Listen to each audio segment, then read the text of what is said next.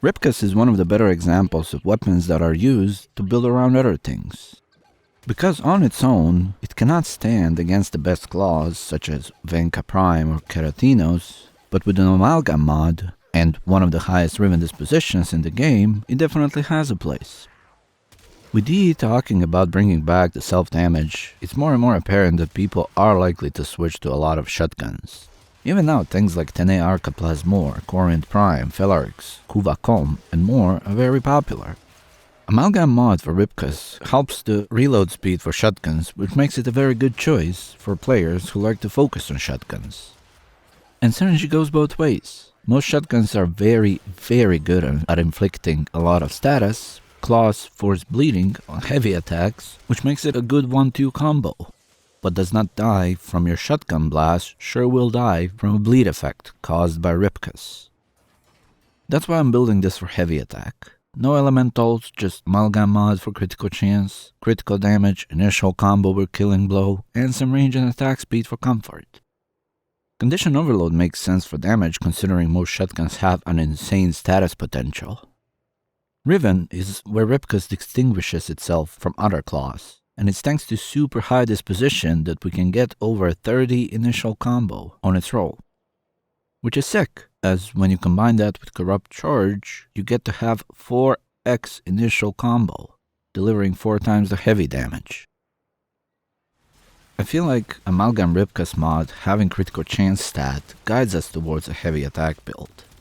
Weapon has a good critical chance, but not that great of a status chance. So running both Blood Rush and Weeping Mood combo is not going to yield nearly as good result as other claw weapons.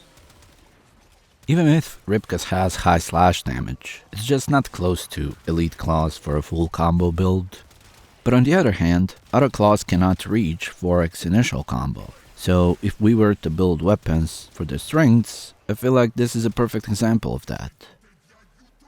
An example of how this helps with shotguns can be this Tene Arca Plasmor build.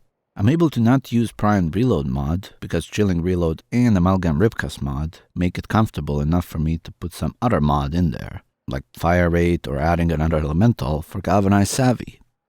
Primary Merciless pushes this even further as it has a small reload modifier. And as good as that Prime Reload mod is, this just allows for a better build overall. We usually end up crippling some builds that are made to help other weapons or your warframe, but in this case, this is pretty formidable, even if I have to admit that I don't use this weapon a lot, as in active use. It's there to make my shotguns comfy and to inflict heavy bleeding on big boys. Added gore chance makes it a default necro stat stick of sorts, as it gets more pieces to desecrate. But weapon can be more than an empty stat stick, and can be a great use. Sure, I got hella lucky with this Riven roll, adding both critical chance and initial combo as an ultimate stat combo for heavy attacks. But even getting one out of those two is going to make it sick AF. So if you're a shotgun enjoyer like myself, consider giving this weapon a shot, as it's, at least in my eyes, one of the best things in your melee slot that can enrich your loadout. It's not the best heavy attack weapon by any means, but it's a worthy trade-off for that extra reload speed. Gore chance is not only helping necros though. Dismembering bodies means that there's no animation of a dead enemy falling. We are probably all very much familiar with dead enemies being a cover for alive ones, as their dying breath animations are just slow. With this mod in your loadout, pieces fall apart and fall down, and if you run shotguns that have no punch through by default, you can get a solid benefit out of this. It's not as good as punch through, but it's still useful. Thank you for watching, subscribe to help the channel grow, and I'll see you in the next one.